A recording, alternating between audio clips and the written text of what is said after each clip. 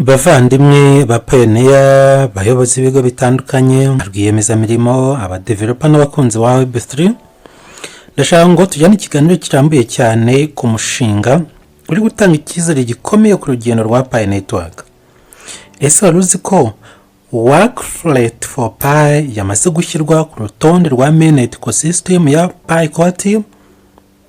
Ibi ntabwo ari inkuru isanzwe, ahubwo ni intambwe ikomeye igaragaza ko Pi Network iri kuva ku rwego rwo gucukura no gutegereza kw'abapioneer ahubwo igana ku rwego rwo gukoresha no kubyaza umusaruro ikoranabuhanga ryayo mu buryo bufatika. Kuba Workflet For Pi iri kuri Mainnet ecosystem bisobanuye ko yemewe nk'umushinga uhuza n'icyerekezo cya Pi, uje bisabwa mu mutekano, mu mikorere no mu gukoresha Pi coin mu buryo bufite agaciro nyakuri.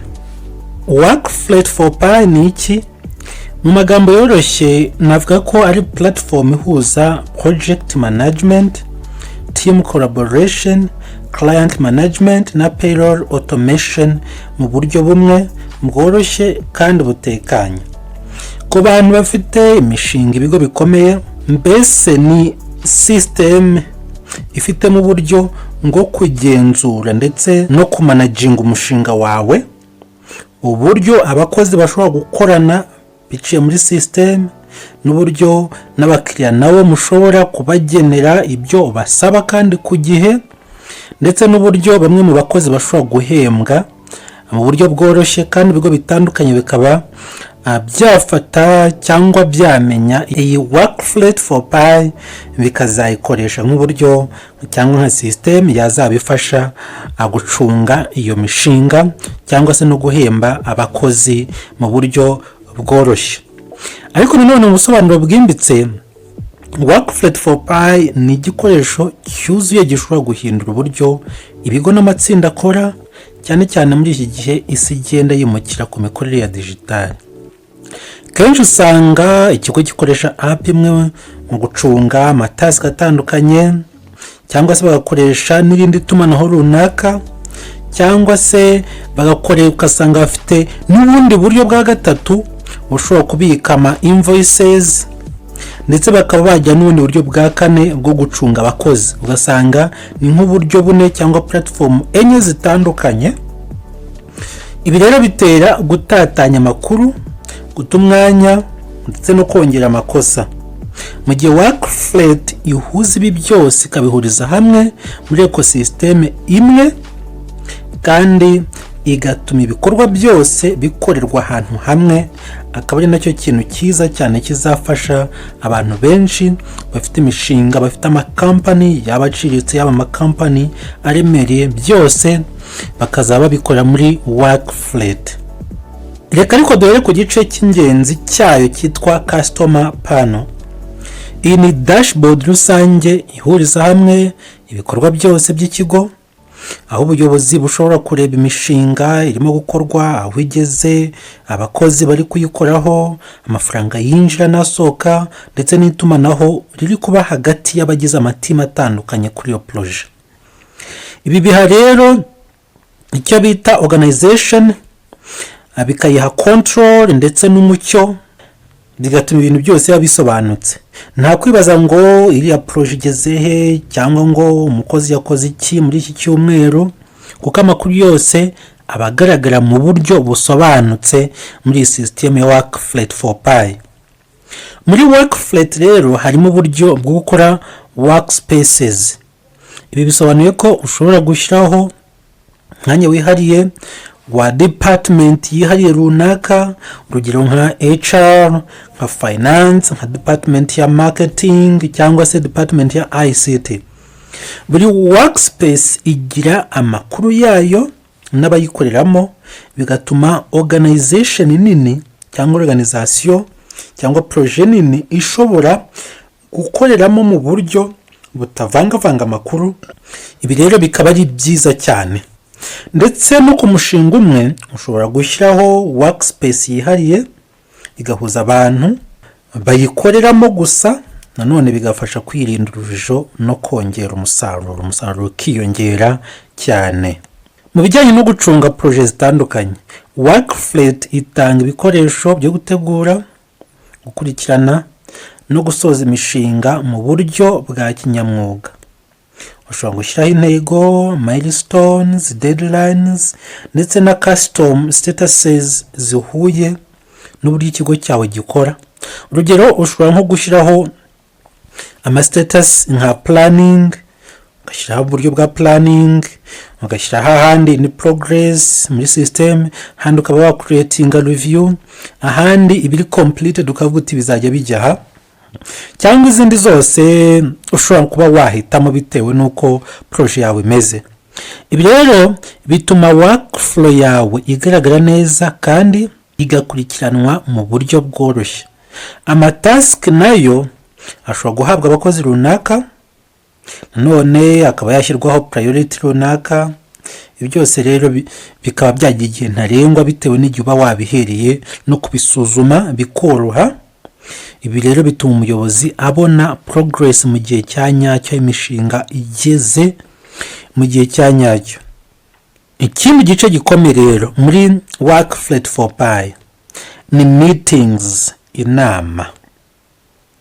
Aho kugira ngo mukoreshe izindi platforms zitandukanye nka za Zoom n'ibindi byose, Workflet itanga uburyo bwo gutegura no kwakira meetings imbere muri system. Ibiganiro, inyandiko, attachments ndetse n'ibyemezo bifatiwe mu nama bihita bihuzwa na projet bireba ako kanya. Ibi bituma rero amakuru adatakara kandi bigafasha gusubiramo ibyo mwemeranyijeho mu gihe kizaza, kuko biba biri muri system kandi bifite gahunda. Ku ruhande rw'imari, Workflet For Pi ifite uburyo bwo gukora invoices, kwandika ama expenses no gukurikirana payments. Ibi rero ni ingenzi cyane ku bigo abishaka kugumana financial discipline, kubasha kubona mu buryo bwihuse uko projet runaka yinjiye, uko yakoreshejwe n'inyungu yavuyemo. Bituma hafatwa ibyemezo bifite ishingiro. Harimo kandi icyo twakwita estimates na budgeting tools. Ibi bikaba bifasha gutegura neza amafaranga azakoreshwa mbere y'uko umushinga utangira, nanone bikagabanya ibyago byo kurenza ingengo y'imari, uko biri muri byinshi byangiza imishinga cyangwa bigatuma hari imishinga idindira kubera ko amafaranga menshi yagiye ahantu kandi azasigara cyangwa se amwe akajya make. Mu bijyanye na HR twavuzeho, Workflet ifite leave request system yoroshya imikorere.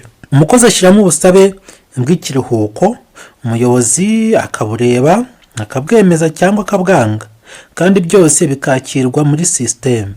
Harimo kandi na pay slips na transaction records. Ibi bituma payroll iba automated mu buryo ikishyurwa n'abakozi bakishyurwa mu buryo bw'ikora, kandi mu buryo bw'ikora kandi bigakora mu buryo nanone butekanye.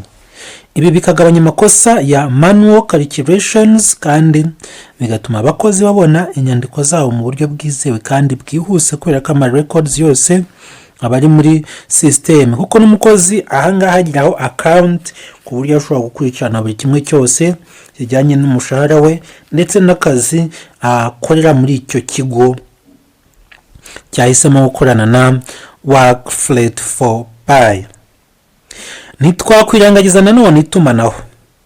Workflet ifite real time chat ituma abakozi baganira, basangiza amadosiye n'ibitekerezo batavuye muri platform, kandi bituma akazi kagenda neza kandi ntibikenerwe ko umuntu ahinduranya apps buri kanya.